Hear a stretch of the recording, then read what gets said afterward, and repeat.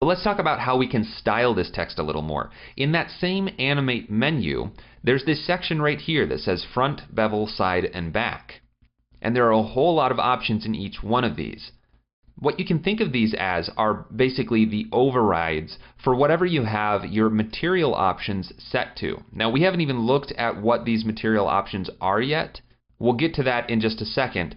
But you can also just change the color. So that's what this menu right here is for. So under Front Color, this is going to allow me to change the color of just the front, or the bevel, or the side, or the back.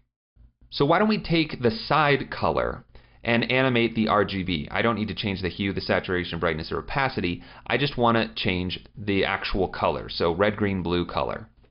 By default, it switched it to red, and right away we see that it updates. So we have this two-tone text now. Every other part of the text is taking the color from the actual text layers color, but we're now overriding the side color with whatever we set here. So maybe I want to choose something like a blue color. I don't know, purple? There we go. That's wacky. And then on that same animator, you see that it made a new animator just for that override. Why don't we add another one to, say, the bevel? So we'll add an RGB color to the bevel, and I can make that whatever I want it to be. So maybe I'll make that bright white.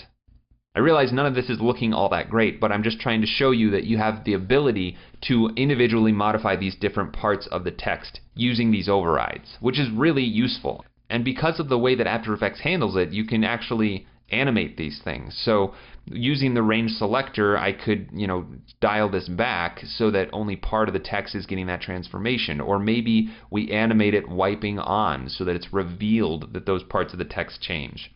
You can treat these overrides just like any other animator.